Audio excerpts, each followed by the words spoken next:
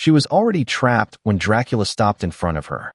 The door had been locked hours earlier, the windows sealed with iron bars the villagers believed would help. The candles were burning low, filling the room with a dull, uneven light.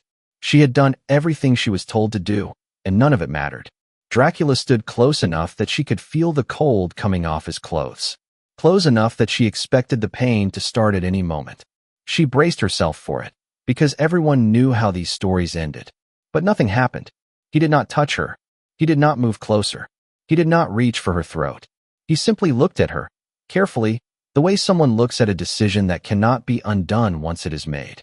After a long moment, Dracula stepped back. That was the first thing that should not have happened. Because people like to believe Dracula turned anyone he wanted. That his curse was something he inflicted freely, without hesitation, and without restraint. In reality, transformation was rare. Death was common. Most encounters ended with disappearance, not rebirth. This is one of the few recorded cases where the offer was made and then withdrawn. The account comes from a midwife who lived near the Borgo Pass. She was not a priest, a noble, or a scholar. She wrote what she witnessed because it frightened her, and because it did not fit the stories people told each other to feel safe.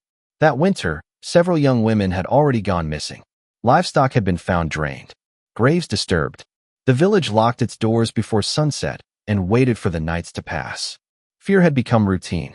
And then Dracula came for a woman who did not fit the pattern. Her name changes between records. Sometimes she is called Alona, sometimes Anna. In some versions, she is not named at all. What matters is not who she was, but why she was different. She was not starving. She was not isolated. She was not desperate. She lived with others and had no reason to leave her home at night.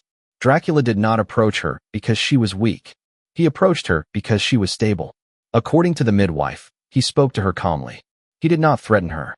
He did not rush. He offered her certainty, not survival. Protection from hunger, from age, from the slow collapse that consumed everyone else. He did not describe it as a curse. He described it as endurance. This was how Dracula worked. He did not force transformation. He tested it. He waited for consent. The woman listened. She understood exactly what he was offering, and she understood the cost. When she finally spoke, she asked him a question that appears in every surviving version of the account. She asked what would remain when he was gone. Dracula did not answer immediately. That pause is the most important detail in the story. For the first time, the direction of the encounter was no longer entirely under his control. She was not asking about death. She was asking about continuity, about what existed beyond him. Dracula had no answer. The offer was withdrawn without anger and without punishment. His voice changed. The warmth left it. He stepped back, and then he left the house. The following nights unsettled the village. The attacks continued, but the woman was never touched. Neighbors reported seeing Dracula outside her home, standing still, watching, but never entering and never speaking to her again. Eventually, the attacks stopped. Not because Dracula was defeated, but because he moved on. The woman lived a full life. She aged. She married. She died. When she was buried, the villagers watched the grave, waiting for something to happen. Nothing did. No rising. No knocking. No return. That was the proof. Dracula did not refuse her because she lacked something. He refused her because she had too much of it. Some versions claim he saw a will he could not bend. Others suggest she reminded him too closely of who he had been before the transformation. All versions agree on one thing. Dracula does not turn everyone he desires. He turns those who will endure him.